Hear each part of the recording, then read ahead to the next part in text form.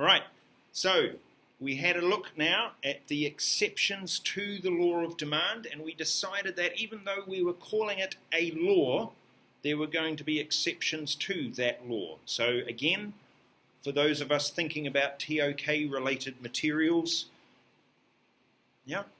this is the methodology of economics, right? The laws created, but they don't always work, right? There are exceptions to them, okay? Other ones that we could have mentioned was the ignorance idea, the idea that there isn't perfect information, right? As the classical economists would assume, that we actually just don't know, right? We don't know what the long-term effects of ... are. And we as the consumer, if you were to read the information on the back of a product, you wouldn't necessarily know what that ingredient is, right? So there is an element of ignorance to consumers and their consumption decisions as well. We could have talked also about that idea of situations of emergency or crisis. Price has gone up, but we still buy the product because we absolutely have to, because it's an emergency. All right. Boop. Now, here's a mathematical question for you. Again, those of you who have done IGSI, this will be quite straightforward for you. But what we're now thinking about is we've looked at individual demand and the behaviours of individual demand for consumers, but market demand. Here is a table representing market demand. So, hopefully straightforward, how did we come to these numbers? The market demand quantities, where did they come from? How did we calculate them?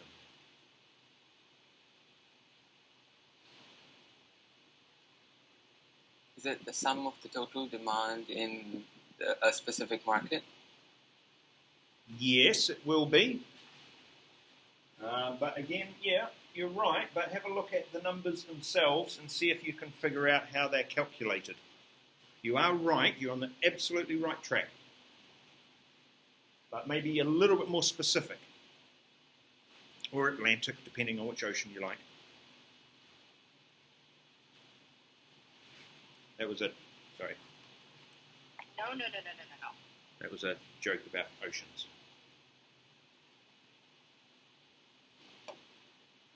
And the word specific. So how did we come up with 35? Where did the 35 come from? Yes, absolutely right, Adam. Well done. Yeah, you're just adding it. You're adding 20 plus 5 plus 10 gives you 35. So nothing more complicated than that, right? All you are doing to work out the market demand is you are summing or adding together the individual quantities demanded at that range of prices. Yeah. So 35, we added 20 and 10 and 5, right? And that should work. I don't know that math does work, but it should work. The technical term for that is horizontal, because you're doing it horizontally. Summation, which is a fancy way to say add it all together horizontally. Right? Adding together the individual quantities demanded at the range of prices. Gives you the market demand. Now, here's where Marshall et al. Comes into the play. Because now we need to think, now that we've got a demand curve, we need to think what has put the demand curve where it is. Yeah? Why isn't it over there? Or why isn't it over there? Now a lot of this again is going to be common sense to us because we're the consumers, so we understand this. As an economic actor ourselves, we understand a lot of these motivations. Remember, this is when we take that ceteris paribus condition and we break it. Okay? We allow an outside influence in to influence the relationship, and it leads to the creation of a new relationship just somewhere else. So essentially what we're saying is we're going to move the slide. The slide is either going to move to the right or it's going to move to the left. That's it. So all we're going to be thinking about is what causes it to move. So we've got several ideas here. First one is income. So if your income was to increase, now we're not talking about your perceived income, right, which is where the price changes. We're talking about your actual income. So if you got a pay rise, then your ability to buy a whole range of goods and services at whatever the prices are has actually increased. So we would expect to see the demand for a certain product increase at that point. So if your income increases, we'd expect to see an increase in demand. Now, yes, we're talking classical economics, and we've got to consider Mr. Thorstein Veblen.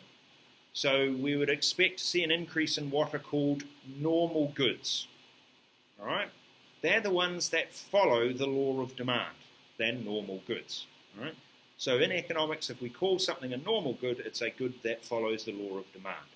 Right? Those ones that we called inferior, right, poor quality, they may not follow the law of demand, particularly if they are what are called, remember those Giffen goods. All right? Or if they're at that top end, that superior or luxury good. Right? Luxury goods. There was a Monty Python sketch, comedy act, going back a number of years, called the Four Yorkshiremen, Three Yorkshiremen, Four Yorkshiremen. There was a number of Yorkshiremen. And one of the things that they would use the expression luxury, and they would say it often, right? They would talk about the difference in young people's lives to how it was when we were young, and the young people wouldn't understand, and it's a fairly sort of old man trope sort of idea, right?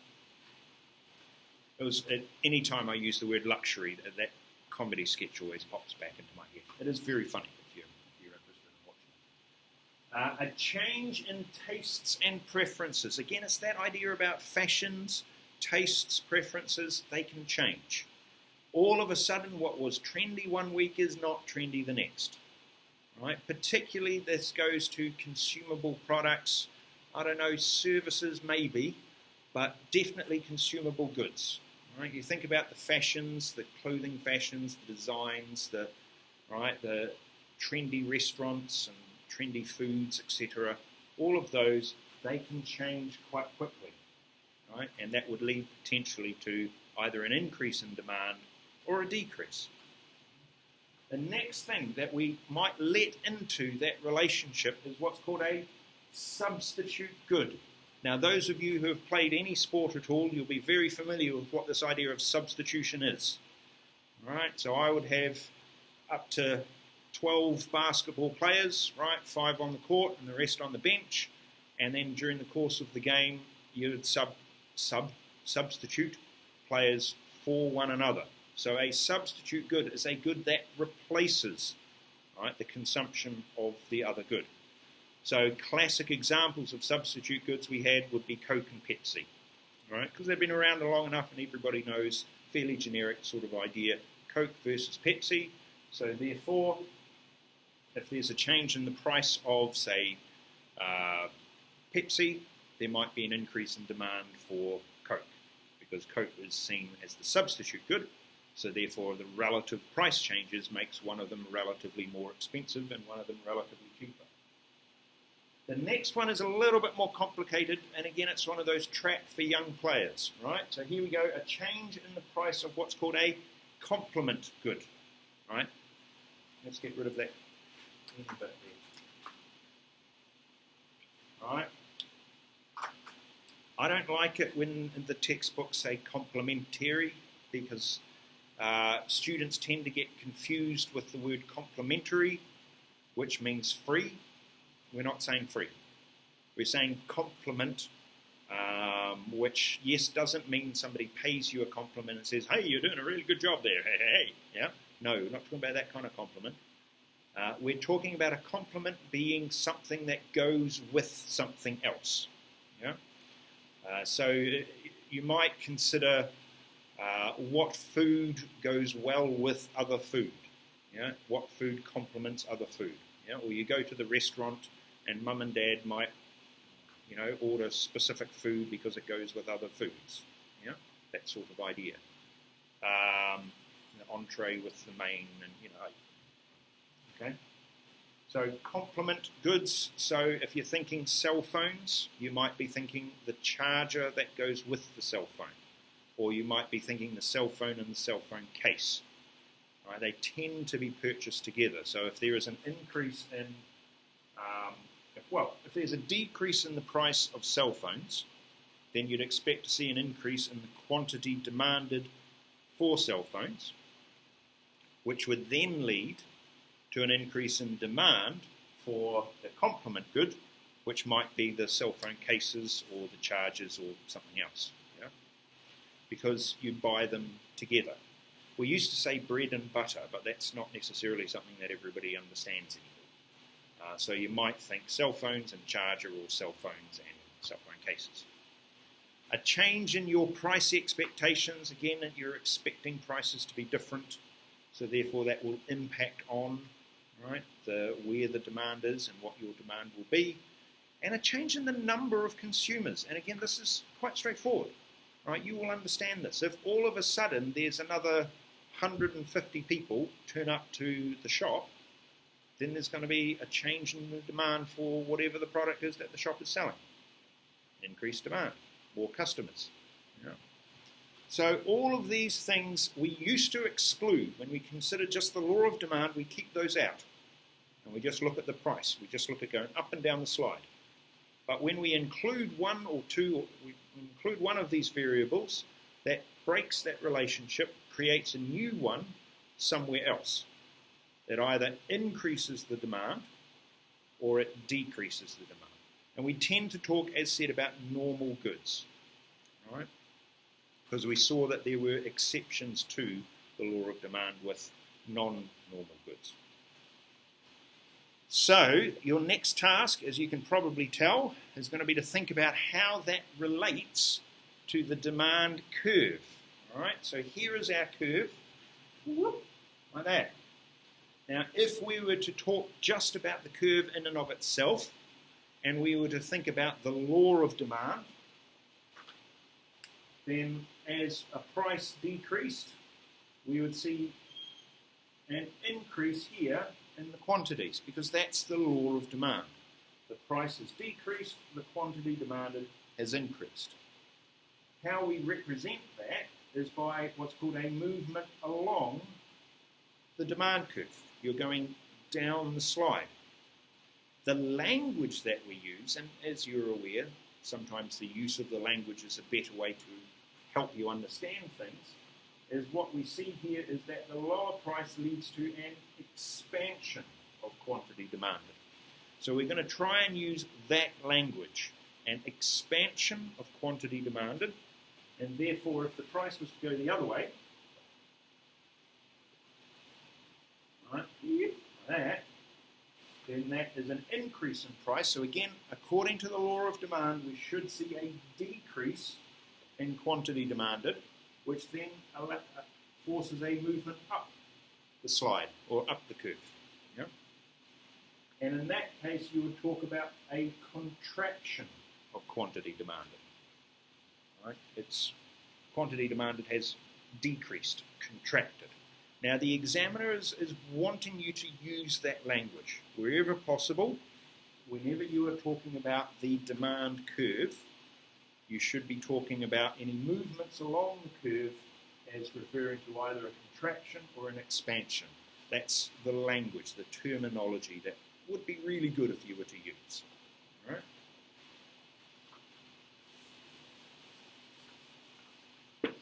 But what if the curve was to actually shift? Right? If it was to move completely, if we were to break that ceteris paribus, use one of those determinants, then we might see the curve actually shift outwards.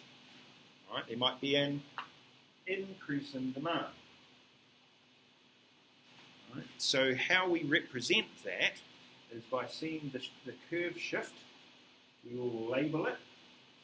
Now I've chosen to label it D dash. You could label it D1. Doesn't matter. Yeah? You could label it D star. That's fancy. Right? Really doesn't matter. As long it only matters that you are consistent with your labeling. So if you've called this one D star and then you change the demand again, right? So there's another increase in demand. Then that one should by rights be called D star star. I don't like stars, yeah? Right? I tend to have one of two. You might do D1 and D2, yeah, show that they have moved. Or what we used to do at university is do dash and D dash dash. Right? Maybe so we could just say dash. You'll notice I've used arrows to show direction of movement on there. Right, so the point being is that if you were at P2, that was the original quantity there. Right? But now, at that one price, you are consuming more quantities. Again, same price, you'll be consuming even more quantities. So at each and every price, greater quantities are able to be consumed. That's when the demand curve shifts. Right? And as we said, it's only got two directions it can shift. Right?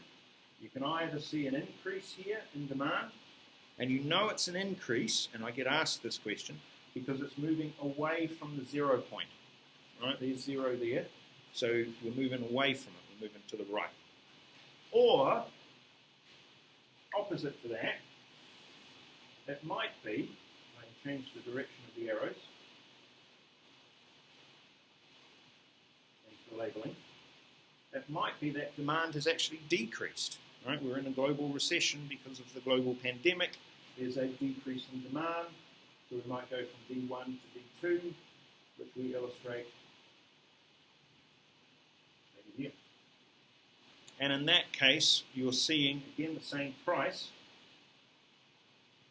but the quantities now are actually decreasing, all right, with each new demand curve. So each one is a new relationship box, if you will, between price and quantity demanded. But as you see, it's only shifting to the right or to the left. That's the only directions it can shift. So part of the game is to work out the curve that's shifting, so demand, and then which direction it shifts. So whatever the situation is that you're given, you know it's either going to be an increase or a decrease. That's it. Those are your two choices. Right?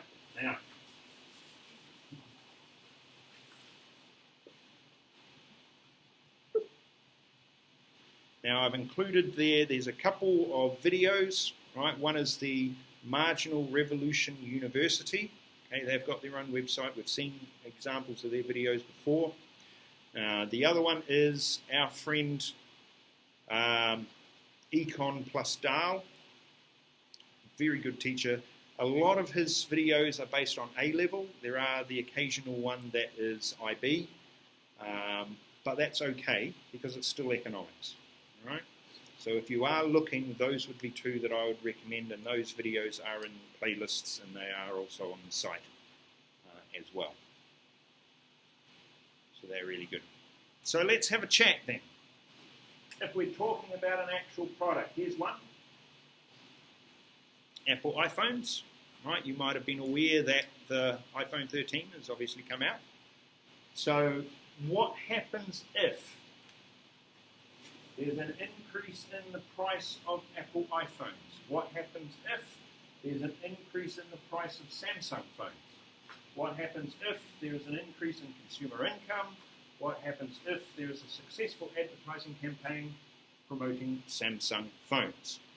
So there are four situations there in that table. Now we had Sena, Amira, Ikmal, and Faisal, right, as our team leaders. You might have noticed that they were in different teams before, right? So I'm going to try my hardest here. Sena, which of these would you like to explain? No? Don't explain it. Just choose which number you would like. Number 1. Number 1. All right, so that's Senna's. Senna's gone. All right. Amira, which of these would you like to have a go at explaining? Not now. You don't have to explain it yet. I'll tell you about that in a second. But which of the remaining 3 would you like? What's number 3? Number 3. Okay. Ikmal, you've got 2 left. I'll take 4. You're going to take 4. Ikmal's got 4. Okay. And Faisal, last man standing. I'm going to guess you're going to go for 2. I'm actually going to do 4 as well. No, I need you to do 2. All right? That way all of them are covered. Now, what's going to happen is those 4 are going to be your team leaders. Okay? You're going to go into breakout groups, and in your breakout group, your team leader is going to go through their choice. Okay? So you might want to make sure that you know which choice yours is. All right? And discuss it as a team and see if you can figure out, as a team, right, shared brain power, see if you can figure out as a team what's going to happen to the demand for Apple iPhones. Are we clear on what it is I'm after? That kind of makes sense? Yep. Hoping so. Yeah. Yeah. All right, so we're going to have 4 rooms. You're going to have... I think you probably only need 2 minutes. All right, and right, yes, that's right. That's right. Okay. All right, and I'm going to send you into your rooms. Ready, set, go.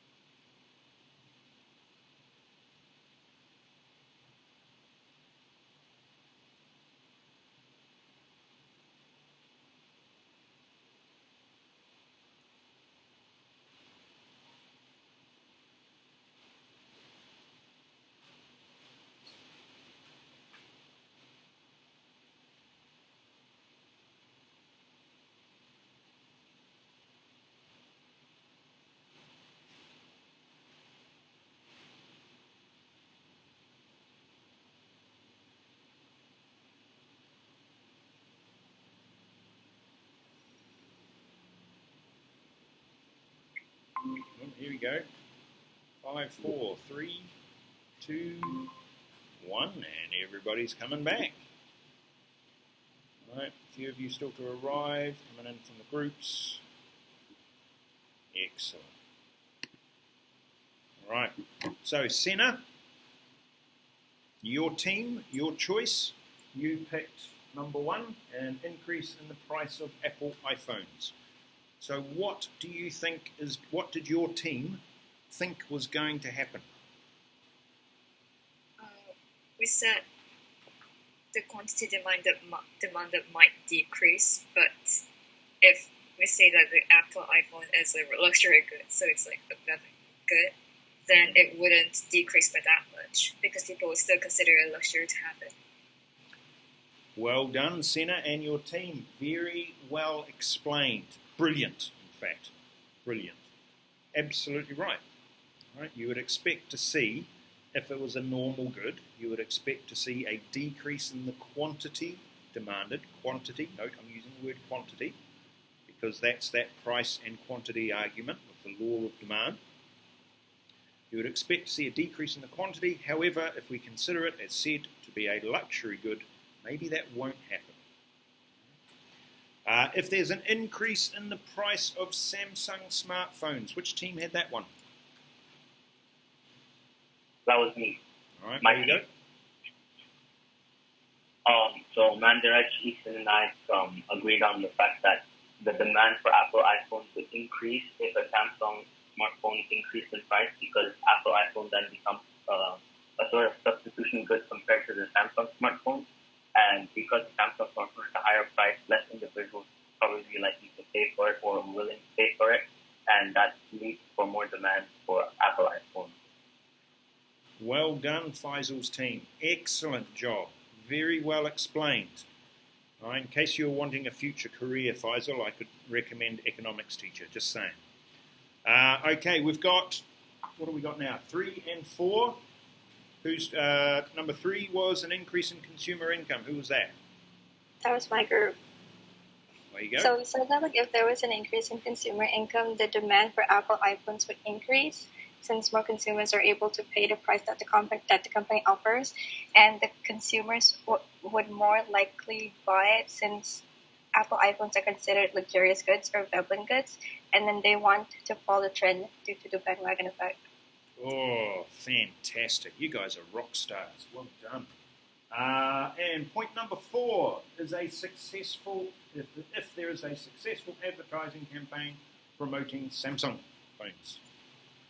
So my team and I discussed that since Samsung in this case is a substitute good compared to iPhones, if the campaign goes well, the demand for the Samsung smartphones would go up and Apple's would go down. But if you have brand loyalty for Apple, for example, like me personally, I would still choose Apple even though the price of Samsung goes down or the advertising looks better. And that's what my group and I talked about as well. Well done. Another brilliant answer from our Rockstar team. This is really, I'm very impressed. All right, that is absolutely the right thing to do. What you are doing is you're applying the theory. You're also critically evaluating the theory using the real-life case study that you've been given. All of those skills are going to be needed going forward, so the fact that you're able to do it now is a really good sign. Well done, team. Very, very pleased. All right, now, I think I've got one more. Yes. All right, just out of curiosity, some of the IGSI kids will have seen this, I think. You can buy all sorts of things, and if you go online, there's a lot of weird stuff out there. These were just things I found on Amazon, believe it or not. All right, so in case you are wondering what they are, just for fun, you've got a, poop hat, all right? There is enough demand for a poop hat for them to actually manufacture one. Okay? This, in case you're wondering, is a voice recorder, which isn't too uncommon, but it is shaped like a pickle. Don't know. All right. You have gummy bears, but you have gummy bears in the shape of Donald Trump. Yeah. Okay. Let's just. All right. I like this one. The duck feet, and you put them. They're like little things, and you put them on your fingers, and then you walk around with them on your fingers. Right? There is demand for that. You've got here, right, Donald Trump toilet paper. Brilliant product, absolutely fantastic, and was one of Amazon's top-selling products at one point. You have the soap dispenser for the shower, which resembles a nose, and then you push the nose and the soap comes out.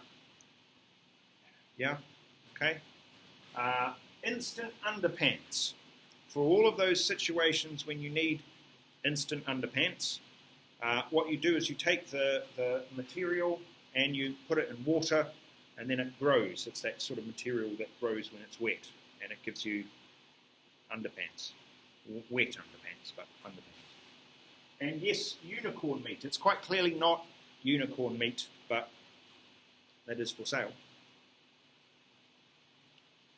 Now, if you think those were strange, I found these ones even more strange. And these, believe me, these weren't the most strange things that there are out there. Okay, you can probably see the Underpants, right? Gloves that you put on your hands that resemble underpants. That is a life-size cut-out model of Bigfoot. For all of those of you who want to have a life-size cardboard cut-out model of Bigfoot, might be quite good in the classroom because you could put it near a window and then scare people walking past. That would be possible use for it. This glow-in-the-dark toilet paper, which actually sounds probably more useful than you'd think. Right? That might be a product you might actually be interested in. This one apparently is actually, this is really big in Korea. It is fish. It is cushions that you sit on that resemble fish. All right, why? Not sure. This one here, I don't know if you can see that one, but it's a sticker of a woman with an inhaler. I don't know whether it's just like a doctor's surgery that would need those sorts of things, but again, there is enough demand for it. But the one that I thought was really clever was that one. And it's a little plastic ball that has nothing in it. And it's called Nothing. And the tagline for it is for the perfect gift for the people who have everything. Nothing. And people buy it. And there is enough demand for these products that they are actually manufactured. And there are a whole range of others, right? And if you've gone on to Shopee, you will see a whole range of others that are quite unusual, perhaps you might think. Is it a vacuum inside? No, I just think it's just, a little plastic ball, I believe. I haven't actually bought it myself, but that's what I believe it is. Yeah, just here. Now, part of this is backing up that idea that we had about with Say. Yeah, exactly. Where Say said that your economy is going to produce exactly what it needs, and then the income that it needs to buy that. All right? Yeah, exactly. All right? So the context here, I guess, is that you can pretty much sell anything. All right? Because as long as you've got a big enough market, there chances are will be someone who wants to buy whatever it is that you're selling. Right? And as we said, they can be inferior goods, and there will be people who will still buy them. Right? So quite I thought quite fun, but also quite an interesting way to sort of think about demand and how in the real world what demand actually looks like. Is that rational? Can you say people buying fluorescent toilet paper are rational? Well, maybe. Yeah, good question. All right. Now, team, what I'm going to do, I'm just going to open the next thing. Hold on. There we go.